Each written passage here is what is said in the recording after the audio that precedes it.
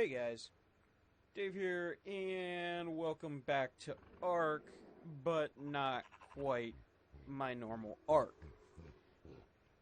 This is actually a new series that's going to be being done parallel to any other ARK series that I am currently working on, as I planned on this to actually start up a little sooner, but now is actually more appropriate anyways. So, what is this series going to be about? This is actually going to be about...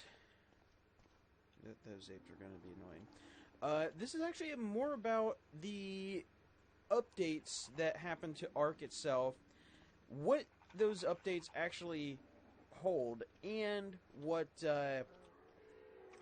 news around ARK itself, other things. This will be uploaded roughly once a week to maybe every other week. It just depends on news, things like that. And a little hint, you guys are actually seeing a bit of a teaser of what has actually changed on the server, because this is what the server looks like now, but this is not the server. This is actually a copy of it. I'm using this because this makes it a lot easier to do what I'm about to do. So, first things first, we're going to dive right on into this and go upstairs. So, a few things were added with the new update. The new update being 2.27.0. With that, you have fire pits, or fireplaces, stone fireplaces. They require 450 stone, 120 wood, 80 thatch, 20 flint. And they produce this really nice little fireplace. I haven't actually had an opportunity to place this yet, so these are fueled by nothing but wood, as you can see. I gotta take some of the wood from that because I'm not 100% prepared. Whoops. Now, these produce heat to up to a maximum of 285 hypothermal insulation and travel a good distance from the fireplace. Unlike the campfire, you can't cook any kind of food in it at this time, which is unfortunate. It could have possibly been kind of cool to maybe see some food being cooked out on here, but that's actually pretty good, though. This is actually something that I'm going to probably do in my main series, just because I actually need this in the Arctic regions. This will actually keep you much warmer than the fire pit, or the campfire.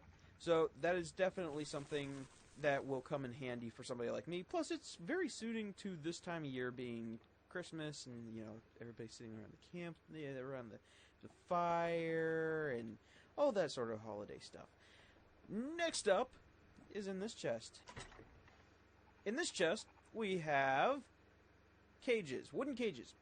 Now, these are, to make these, you need 110 wood, 30 thatch, and 25 fiber, and you will get one. I have two because I made an extra.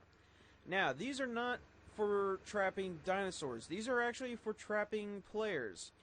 I wish I had an active player on right now to demonstrate this, but my somewhat inactive friend here will work. These can be placed relatively anywhere so far that I have found, and open like so. You can then take your incapacitated target, pick them up, drop them off inside the cage, and let them look like they're having seizures, and pretty much lock them in.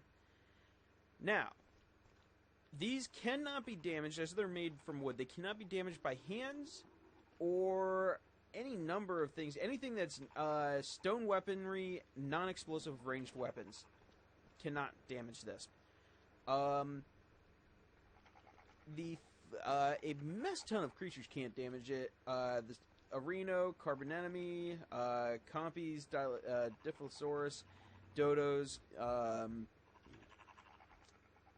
Oviraptors, Parasaur, Pheomia, Piranha Raptor, and the ants cannot damage this.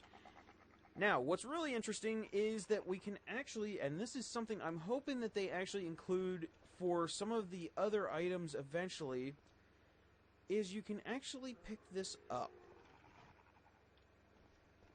I'm hoping that that feature is added to other things because I have had so many issues with placing things where I didn't intend to necessarily place them for whatever reason, and they just obviously don't, it just doesn't work so well.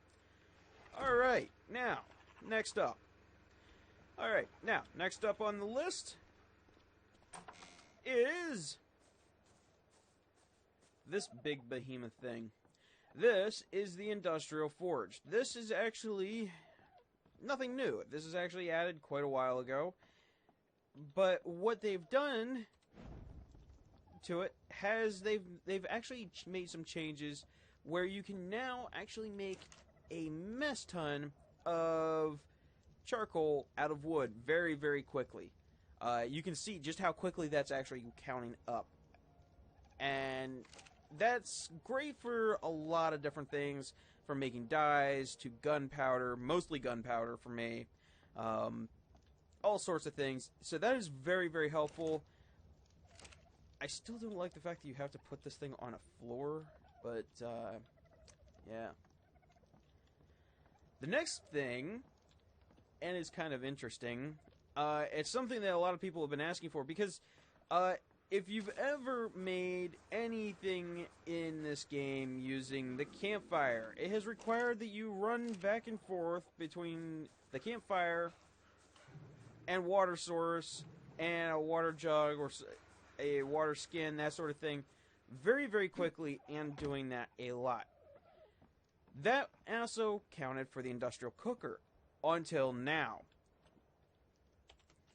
You can now place the industrial cooker on water intakes, irrigation systems, basically creating an infinite supply of water. Now, there is a small problem with this, and I don't know if this is intentional or not, but you cannot place this without a snap point. And it seems the only snap point right now is for irrigation. But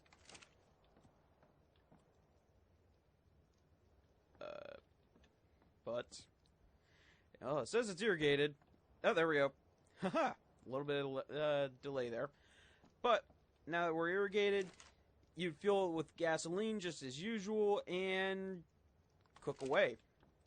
This is obviously very nice for anyone who does a lot of cooking, because you can fit quite a few ingredients in here.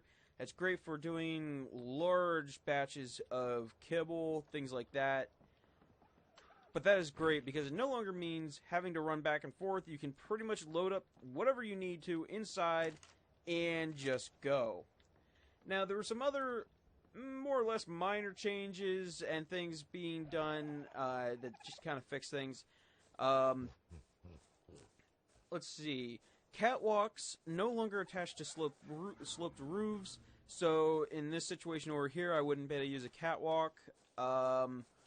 I don't know why they did that exactly, because I'm sure that there are people who use sloped roofs on their top of their buildings, and it makes very little sense to me why they would do that, and make, possibly break some people's builds, because I know some people like to actually go across their buildings and they make bridges and whatnot. I'm not sure. That's just the way I view it. It's kind of a weird thing for them to have done, but it is what it is. They fixed an issue with floating infinite item bags that would be left in place whenever somebody would destroy a structure. That, I think, was causing some definite issues with some server lag, things like that, where people would take over other bases, things like that, if somebody's abandoned the server for a long period of time, and all of a sudden, you've just been left with somebody else's bags for an ungodly infinite amount of time, because they cannot be destroyed. Now those should disappear after a while. They also fixed an issue with plant species X and turrets attacking creatures that you're taming, or going through Behemoth Gates here. This isn't an issue I've experienced because I haven't used the plant species X yet, or a turret. However, I know it is something that has plagued some people in the past, where if you start taming anywhere near your own base and you have automated turrets up, they would oftentimes kill what you were taming. They also fixed an issue that I have had some issues with, where if you are destroying some foliage, and for whatever random reason this foliage would just be destroyed, or you would get stuck on it, and you would very quickly find yourself just sitting there, screen shaking, that sort of thing, and shortly thereafter you'd be dead. There was no way to fix that other than to use the fly cheat, and even sometimes then that did not fix it, in my experience.